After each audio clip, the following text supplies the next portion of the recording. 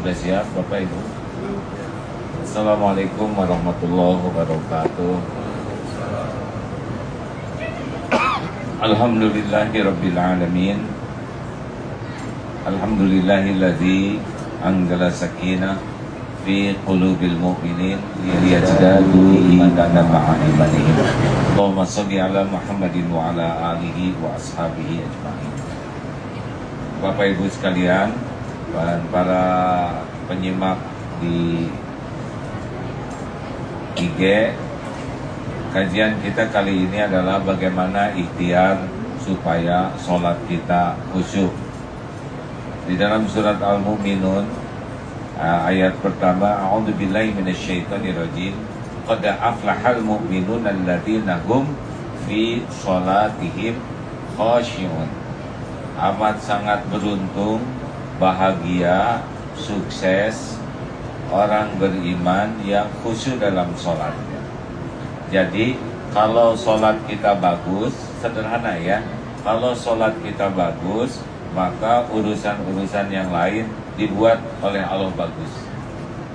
Jadi ini pilarnya, karena wasta'inu bis-shabri was-shalah, dan jadikan sabar dan sholat sebagai penolongmu. Artinya kalau kita pegang dua hal ini, kesabaran dan sungguh-sungguh khusyuk dalam sholat, yang lain-lain itu tidak rumit. Begini ya Ibu Bapak, semua masalah yang kita hadapi seluruhnya ada dalam genggaman Allah. Semua masalah yang apapun, dari yang paling sederhana sampai yang paling rumit, seluruh masalah kita ini ada dalam genggaman Allah sepenuhnya. Tidak ada yang berat, tidak ada yang rumit, tidak ada yang pelik. Kenapa persoalan terasa berat? Penyebabnya karena jauh dari pertolongan Allah. Halo? Jelas tidak ini? Jadi kenapa nyesek? Ini inti dari masalah tuh ya. Berat itu karena kita jauh dari pertolongan Allah. Kenapa jauh dari pertolongan Allah? Karena kita tidak sibuk mengandalkan Allah di dalam menghadapi persoalan. Kita lebih sibuk duluan curhat di medsos, duluan telepon ke orang. Kalau sakit saja, pertama yang diingat adalah dokter, pertama diingat adalah obat, ya. Padahal ketika sakit yang pertama diingat siapa? Allah. Tubuh ini milik Allah. Kita sehat dengan izin Allah, sakit juga dengan izin Allah. Nah sayangnya kita kalau ada apa-apa sibuknya justru kepada selain Allah. Tenang saja, semua masalah yang ada pada kita itu semuanya terjadi dengan izin Allah. Sudah diukur oleh Allah, dan satu-satunya yang bisa menyelesaikan yang terbaik siapa? Mana suaranya hadirin? Ya Allah. Jadi gak ada yang gawat, gak ada yang gawat. Coba punya hutang, berapa hutangnya? Pasti sederhana sekali. Kata sederhana. Ya dari sebut banyak juga tetap segitu ya. Kalau Allah mau bayarkan, tinggal dibalikin aja hati yang ngutangin. Dan lunas tuh Pak. Gampang, tidak ada yang gawat. Sekarang orang sebel ke kita, Allah yang ngebulak balik hatinya. Jadi tidak ada yang gawat. Yang gawat itu adalah jauh dari Allah, jauh dari pertolongan Allah. Nah, sholat itu kuncinya. Satu, kalau ingin sholatnya khusyuk, nah, sama ya, saya juga sedang ingin. Yang pertama kita harus tahu bahwa khusyuk itu kita bisa. Ini saya lihat Bapak khusyuk nih, lihat saya terus Pak. Bapak sedang khusyuk ya? Ini khusyuk. Ini khusyuk, Mama khusyuk juga. Ada yang khusyuk sekali tuh sampai mangap, oh tidur ya. Kenapa? Kita harus tahu, karena kalau kita sudah mengatakan khusyuk itu susah, berarti kita sudah berburuk sangka kepada Allah. Allah nyuruh kita khusyuk, berarti sesuatu itu ada memungkinkan kita lakukan, ya kan? Kan mustahil Allah menyuruh kita yang tidak bisa kita lakukan, gak mungkin. Makanya kalau khusyuk itu ini sesuatu yang Bisa, dan terbukti ini khusyuk. Ini lagi khusyuk. Apa? Coba, khusyuk itu kalau apa? Satu, kalau dianggap sangat penting khusyuk. Pinjam uang tuh rata-rata khusyuk, Pak. Nggak ada yang pinjam uang main-main. Itu yang mau ngelamar anak khusyuk mereka juga. Karena begini ya, khusyuk. Kenapa? Karena dianggap sangat penting. Yang nunggu keputusan hakim khusyuk. Termasuk yang sangat takut juga khusyuk. Terus Pak, ada apa tuh? Ya, khusyuk. Jadi khusyuk tuh bukan hal yang jauh. Kita sering khusyuk. Yang jarang tuh sholat yang khusyuk. Tapi yang lain-lain kita khusyuk juga. Apalagi coba, kita khusyuk lagi apa? Lagi ngitung untung, ya kan? Lagi nonton khusyuk. Nonton sepak bola khusyuk. Banyak kehusuan. Jadi jangan menganggap khusyuk itu sesuatu yang susah. Kita sudah sering khusyuk, masalahnya adalah sholat yang belum khusyuk. Satu itu ya. Jadi jangan membuat wah khusyuk itu sesuatu yang jauh, jangan. Karena kalau itu sudah begitu, kita tidak merasa bersalah kalau kita tidak khusyuk. Jadi kita harus merasa khusyuk itu adalah sesuatu yang sangat memungkinkan. Dua, kita kalau ingin khusyuk harus tahu untungnya khusyuk. Karena orang itu ambak, apa manfaat bagiku. Ketika kita tahu bahwa ini menguntungkan, nah itu sebetulnya rahasianya. Orang yang memanah itu khusyuk, Pak. Sebab kalau tidak khusyuk, tetangga ngejerit, ya kan? Mertua ngejerit. Semuanya khusyuk, ya alhamdulillah. Saya suka belajar memanah, gak ada cerita, aku sampai begini. Khusyuk sekali, dirasa-rasakan, dan bisa itu. Nah, kenapa? Karena jelas targetnya ada. Tidak semua orang yang sholat ingin sholat khusyuk, Pak. Banyaknya kita sholat tuh mau sholat saja, bukan mau sholat khusyuk. Betul? Halo? Ya. Kita sholat maunya, ya saya mau sholat, bukan mau sholat khusyuk. Karena standarnya hanya sholat, maka ya sudah. Cuman itu yang kita lakukan. Padahal yang diperintahkan oleh Allah itu adalah sholat yang khusyuk. Jelas? Ya sudah, demikian hadirin sekalian, sudah jelas. Apa kabar yang menyimak lewat IG, sudah jelas belum? Nah, sesudah kita pelajari keuntungan khusyuk, bahwa khusyuklah sebetulnya yang membuat Allah suka kepada kita. Qad aflahal mu'minun alladzina hum fi sholatihim khashi'un, dan kerugian tidak khusyuk. Fawailul lil musallin alladzina hum an sholatihim sahun, dan celaka bagi orang yang sholat lalai dalam sholatnya. Ya, nah apa yang harus kita lakukan? Nah, langkah pertama sesudah ayat, berarti tahap ketiga ya, persiapan. Rumusnya sederhana, gagal dalam persiapan sama dengan mempersiapkan kegagalan. Jadi kita kadang-kadang ya seperti mau haji ini, kita yang paling persiapannya bagus paling menikmati. Yang persiapannya tidak bagus, ke Mina segala ketinggalan, ya kan? Nah, dalam sholat juga begitu.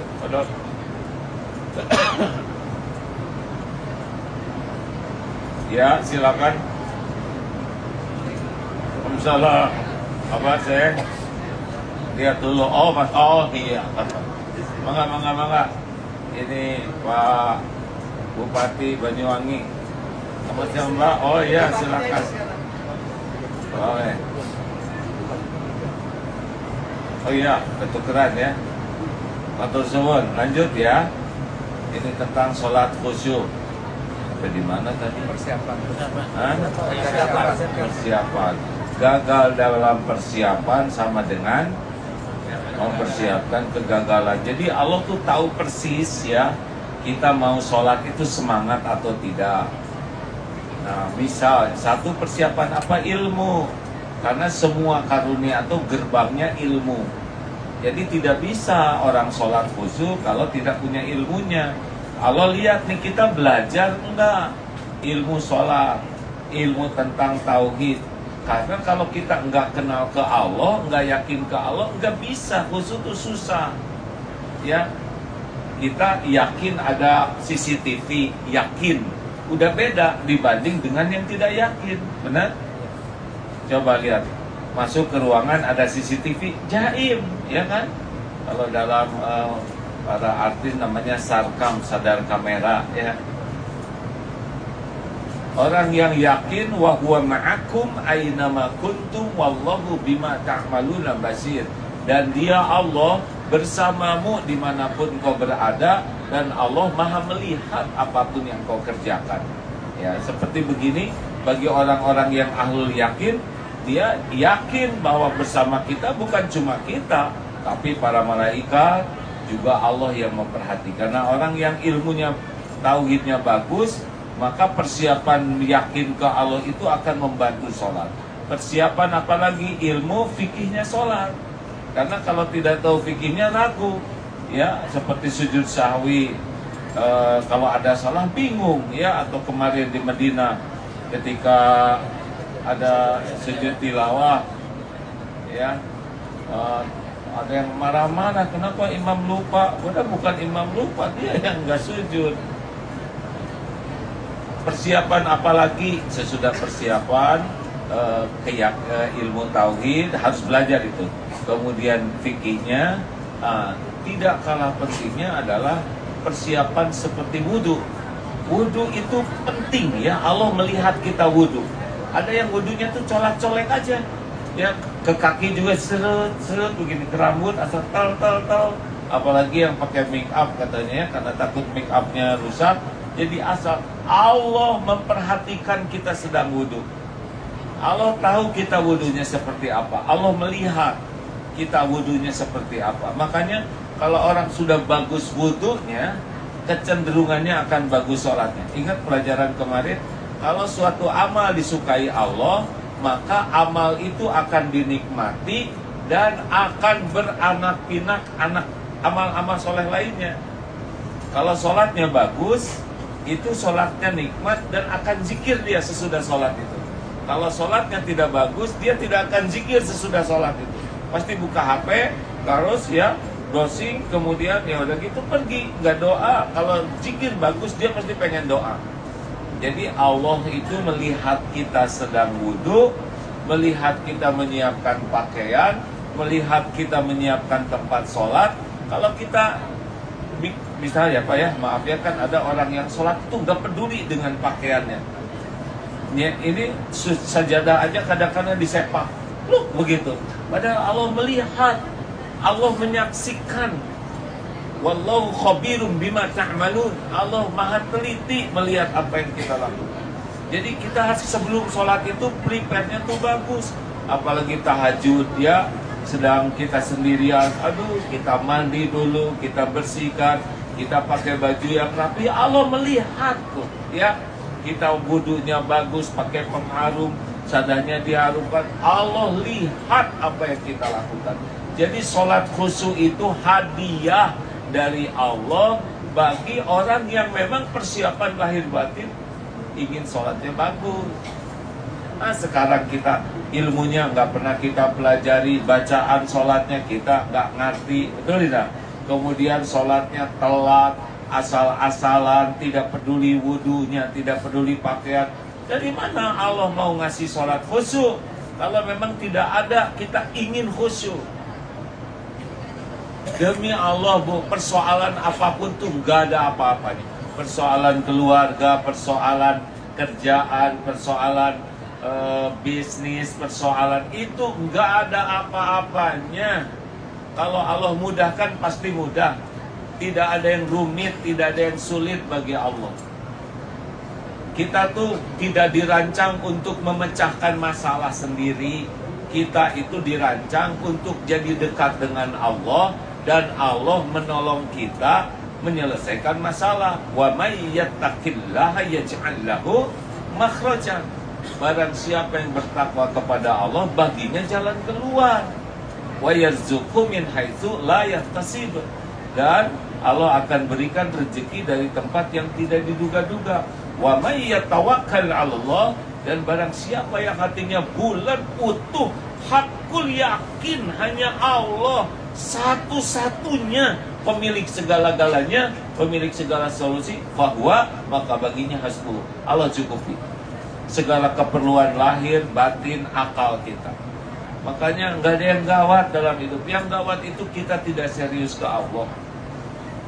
Beneran Pak. Nah, kita kebanyakan segala dipikir. Bahkan dalam sholat itu kan wa aqimis sholat li dzikri, dan dirikanlah sholat untuk mengingatku. Hasilnya apa? Justru ini sholat ini paling sedikit ingat Allah. Allahu Akbar, makan malam apa nih? Jangan-jangan menunya sama ya. Antrian susah. Jadi kita dalam sholat itu justru yang enggak ketemu ya. Yang masa lalu lagi ketemu di sana, Allah itu mantan ya kan. Pikir direncanakan segala. Anehnya tuh lagi sholat ketemunya. Apalagi kalau imam bacaannya panjang, udah jelas itu, selesai itu masalah kita. Barang-barang ketemu, rencana nyicil ketemu, termasuk mobil, kuda, sepeda. Halo? Oleh-oleh, kiloan, pak barang itu ya. Gimana, pusing. Justru lagi sholat, teknik ngepak koper bayangin. Kenapa wajahnya ketawa? Curiga. Dan saya emang nggak ada koper yang harus dipak. Nah, jadi kenapa bisa begitu? Karena memang kita nggak serius ingin sholat khusyuk, ya. Ayo Nah, teknik selanjutnya, kalau udah persiapan, namanya tekniknya tumanina. Jadi seperti buka brankas, tekniknya itu. Kalau buka brankas, ini yang punya brankas. Saya sebetulnya hanya lihat di film itu Pak, perampokan ya. Kenapa orang ngebuka brankas yang nggak punya brankas mah rada bingung. Itu pelan-pelan, muter ke ini, ya kan, hati-hati muternya tuh sampai dapat sampainya kebuka. Kalau bisa dianalogikan satu persatu, Allahu Akbar, dapat. Jadi jangan dulu mikir yang jauh-jauh, itu aja takbir yang benar dulu. Allahu Akbar, lisan menyebut Allah, hati yakin Allah Maha Besar. Setidaknya kita bisa menerjemahkan apa yang kita ucapkan. Jangan sampai blank, mulut nyebut Allah, nggak ada hati itu Allah. Allahu Akbar. Dan jangan juga ditipu setan. Allah ish. Nah itu tipu saya ya. Kan ada yang yang sebelahnya malah jorokin. Bismillahirrahmanirrahim. Alhamdulillahi Rabbil Alamin. Satu-satu Bismillahnya selesaikan. Alhamdulillahi Rabbil Alamin. Segala puji bagimu. Bapak tahu tidak, ini hadis riwayat Muslim ya. Dalam Fatihah itu terjadi komunikasi sebetulnya dengan Allah. Alhamdulillahi Rabbil Alamin. Segala puji bagimu ya Allah, hambaku memujiku. Jadi sesudah hamdalah tuh Allah kan maha mendengar, langsung dijawab, hambaku memujiku. Ar-Rahmanir-Rahim. Allah menjawab, hambaku menyanjungku. Maliki yaumiddin. Hambaku mengagungkanku. Iyyaka na'budu wa iyyaka nasta'in. Hanya kepadamu ya Allah kami mengabdi, hanya kepadamu kami memohon pertolongan. Allah menjawab, ini antara aku dan hambaku, apa yang dia minta. Ihdinas siratal mustaqim. Tunjukkan jalan yang lurus ya Allah. Siratal ladzina an'amta alaihim. Jalan orang-orang yang Engkau beri nikmat kepadanya. Ghairil maghdubi alaihim. Bukan jalan orang-orang yang Engkau murkai. Ghair waladdallin. Dan bukan orang yang sesat. Maka Allah menjawab, bagimu apa yang kau minta. Jadi diijabah. Makanya harusnya Fatihah itu enak. Lah kita apa yang terjadi? Enggak sadar lagi baca Fatihah ya kan. Bismillahirrahmanirrahim. Udah belum Fatihahnya ya? rasanya udah nih, udah agak lama, udah agak pegal, berarti udah kan. Kalau lagi sholat sunnah yang sebelah kan tadi mulainya bareng, dia udah ruku, berarti udah. Tidak jarang kita baca Al-Ikhlas juga. Allah semalam jadi dalam jenuh. Amin. Dan kita nggak ada rasa malu itu. Makanya tumanina. Satu-satu saja dapat. Kalau bacaan panjang kita nggak bisa dapat Al-Ikhlas. Al-Ikhlas itu sepertiga Quran.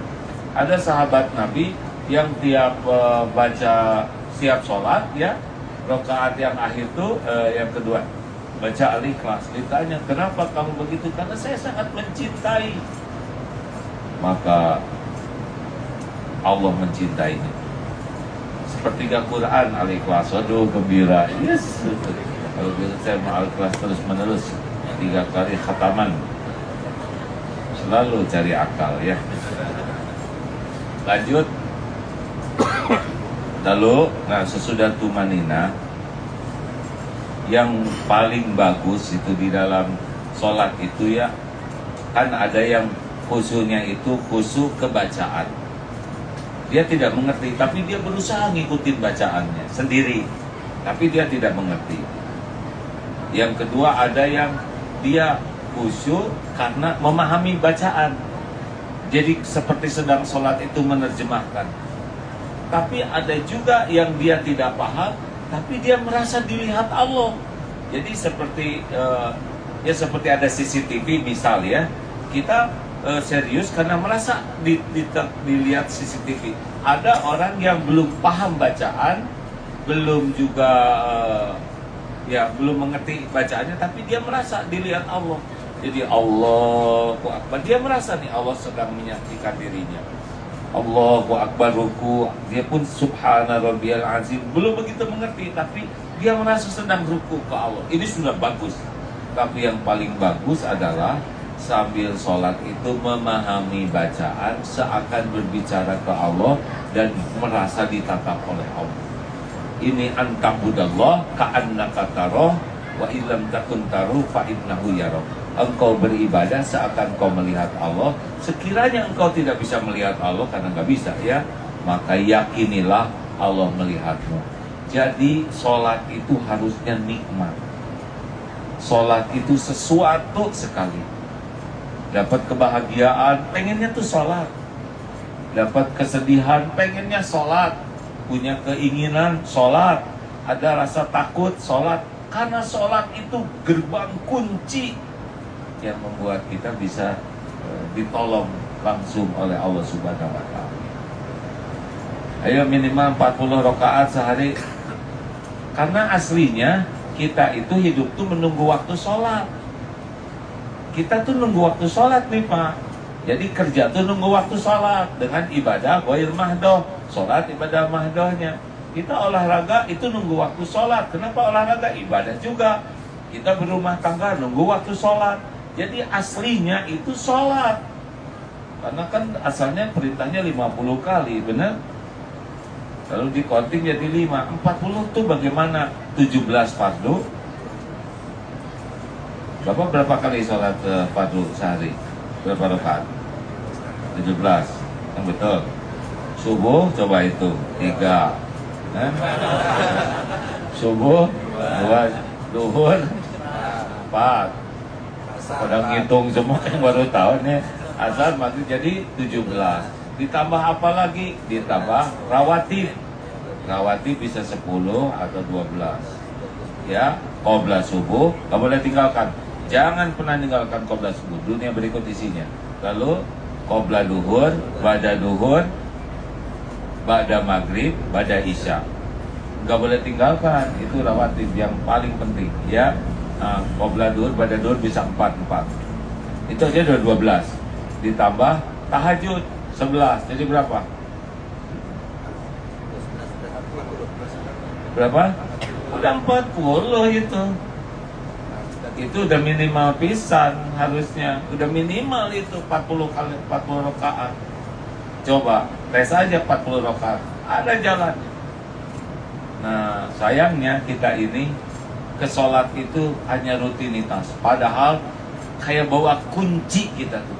Ini pembukanya, ceklek.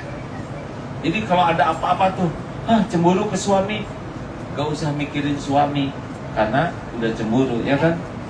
Ambil wudhu, laporkan ke Allah. Gimana laporannya? Gini nih ya.